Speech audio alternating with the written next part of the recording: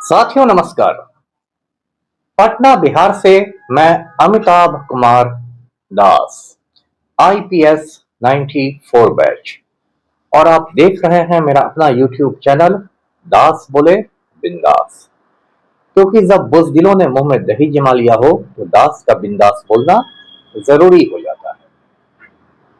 साथियों, खबर यह है कि जेडीयू के एक विधायक के बेटे ने, एक एमएलए के बेटे ने बिहार सरकार को 4.5 करोड़ रुपए का चूना लगा दिया है।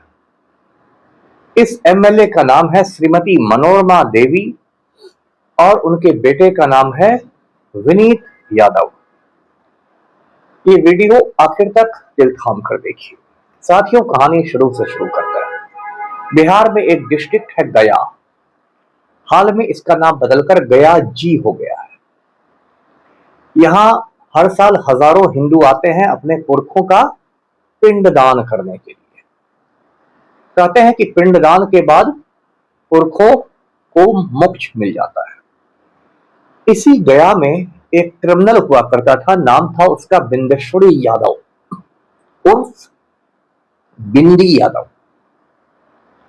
अब जैसा कि होता है बिहार में अपराधियों और नेताओं का चोली दामन का रिश्ता होता है, तो ये बिंदेश्वरी यादव उर्फ बिंदी यादव भी बाद में सियासत में आ गया। 4-5 साल पहले कोरोना महामारी में बिंदी यादव का इंतकाल हो गया, उसकी मौत हो गई।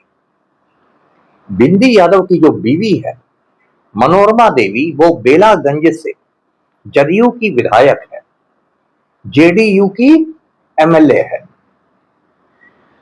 अब बिंदी यादव और मनोरमा देवी के 2 बेटे हैं। बड़ा बेटा है रॉकी यादव और छोटा बेटा है विनीत यादव उर्फ जैकी। अब इस रॉकी यादव ने क्या किया कि कुछ साल पहले आदित्य सचदेव नाम के एक लड़का को गोली मारकर उसका कत्ल कर दिया। आदित्य सचदेव एक बर्थडे पार्टी से लौट रहा था, सड़क पर उसकी बकझक हो गई रॉकी यादव से। रॉकी यादव ने उसका कत्ल कर दिया। उसके बाद रॉकी यादव को पुलिस ने जेल भेज दिया। उस समय बिहार का नालायक मुख्यमंत्री था नीतीश कुमार उर्फ पलटू राम, और मनोरमा देवी उसी की पार्टी की थी। तो पलटू राम ने पुलिस को हुक्म दिया कि हर हालत में रॉकी यादव को बचा लेना है। तो पुलिस ने वही किया जो चीफ मिनिस्टर का हुक्म था। सारे गवाहों को मैनेज कर लिया गया, डराया गया, धमकाया गया, ये हुआ वो हुआ, हथियार बदल दिए गए, और अंत में हाई कोर्ट से रॉकी यादव को बरी कर दिया गया, रिहा कर दिया गया, वो बाहर निकल गया। अभी 10-15 दिन पहले जब पलटू राम राज्यसभा गया था शपथ लेने के लिए, तो उसके साथ राज्यसभा रॉकी यादव भी गया था। अब ये जो बिंदी यादव था, क्रिमिनल जो था, इसने एक कंपनी बनाई थी रामिया कंस्ट्रक्शंस प्राइवेट लिमिटेड। इस कंपनी का डायरेक्टर कुछ समय बिंदी यादव खुद रहा था, कुछ समय इसकी पत्नी मनोरमा देवी रही थी, और उसके बाद इसका डायरेक्टर विनीत यादव बना। अब देखिए क्या हुआ।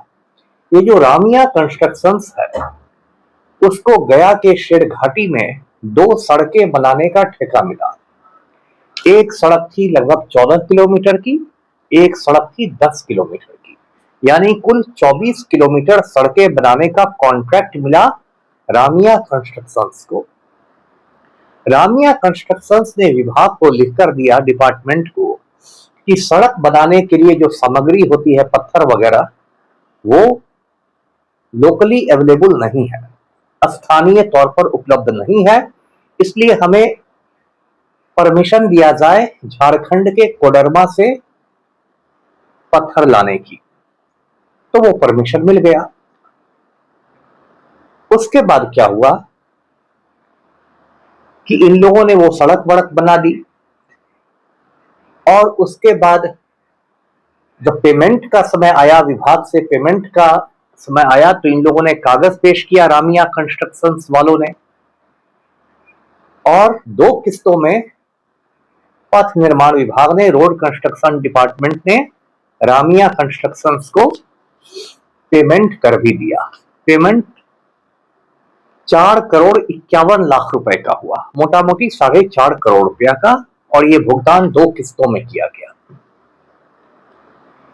इसी बीच क्या हुआ कि एक शामू यादव नाम के व्यक्ति ने बिहार के आर्थिक अपराध इकाई जो है, इकोनॉमिक ऑफेंसेस यूनिट, EOU, उसमें शिकायत की, और हलफनामा के साथ शिकायत की, एफिडेविट के साथ, कि कोडरमा से जो पत्थर लाए गए थे, इन सब के जो कागज दिए गए थे विभाग में, वो सारे कागज जो थे वो फर्जी थे।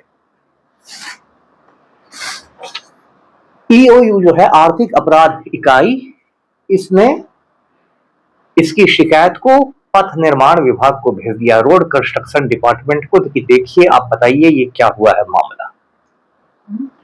इसी बीच मेरे भी जासूस लगे हुए थे। मेरे जासूस सत्तू बांध के माफिया का पीछा करते रहते हैं। तो मेरे जासूसों ने झारखंड के कोडरमा से ये कागज निकाल लिया। ये कागज जिला खनन पदाधिकारी यानी डिस्ट्रिक्ट माइनिंग ऑफिसर जो होता है झारखंड के कोडरमा का, उसका लेटर है, और मार्च 2025 में भेजा गया है।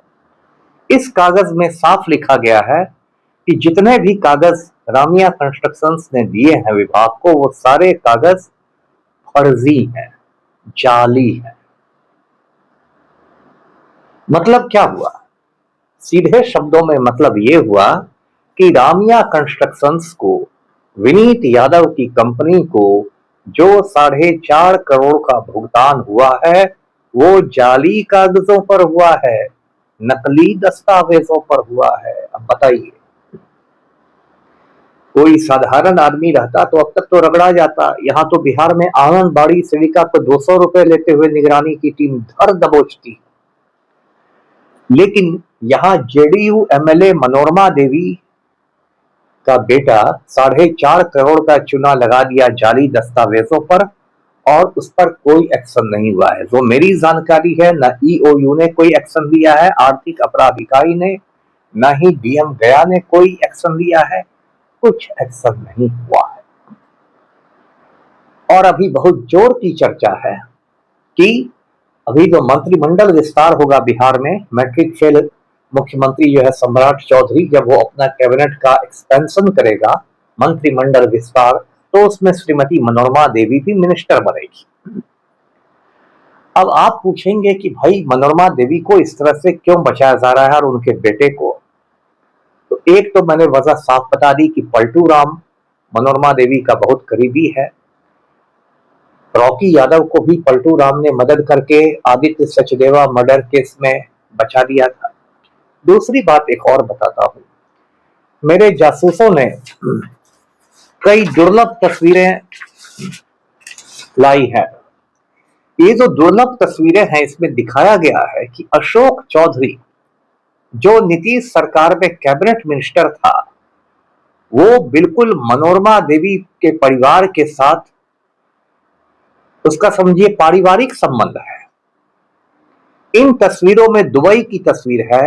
दुबई में अशोक चौधरी को एक पार्टी में दिखाया गया है विनीत यादव के साथ, जिसमें टेबल पर शराब की बोतलें भी रखी हुई हैं। इन तस्वीरों में अशोक चौधरी की बेटी शांभवी चौधरी, जो कि समस्तीपुर से लोकसभा MP है, लोकसभा की सांसद है, उसको दिखाया गया है श्रीमती मनोरमा देवी के साथ, और कैप्शन है कि मिथिला और मगध की शेरनियां आपस में मिल रही हैं। इन तस्वीरों में एक तस्वीर है जिसमें एक ही माला के अंदर अशोक चौधरी और मनोरमा देवी दोनों हैं।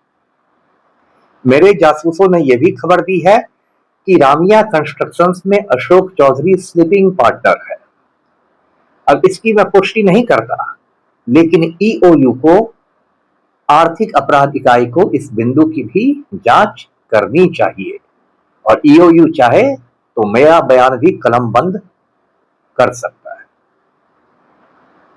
तो ये जो करोड़ों का खेल हुआ है, इसमें लूट का माल पलटू राम तक भी पहुंचा है लोग कहते हैं, अशोक चौधरी तक भी पहुंचा है लोग कहते हैं, और विनीत यादव, मनोरमा देवी, सबको तो खैर 4.5 करोड़ रुपए मिल ही गए। देखिए, कोई भी जो लूट होती है ना, तो उसमें सबका हिस्सा रहता है, मंत्री से लेके संतरी तक को हिस्सा मिलता है। इसलिए शास्त्रों में कहा गया है कि कद्दू कटेगा तो सब में बटेगा। कभी भी कद्दू कटता है तो अकेला आदमी नहीं उसकी सब्जी खाता है, वो सभी लोगों को उनकी हैसियत के अनुसार बंटता है, मंत्री को ज्यादा, संतरी को कम, लेकिन सबको मिलता है। ये जो 4.5 करोड़ रुपया रामिया कंस्ट्रक्शंस ने कोडरमा के जाली दस्तावेजों के आधार पर पाया है, उसके बाद खबर है कि रॉकी यादव और विनीत यादव ने 1.5-2 करोड़ की एक गाड़ी भी खरीद ली। रॉकी यादव अब पलटू राम के साथ राज्यसभा भी जा रहा है। मनोरमा देवी नई साड़ी खरीद के राजभवन में शपथ ग्रहण लेने की तैयारियां कर रही हैं, माननीय मंत्री महोदया बनेंगी।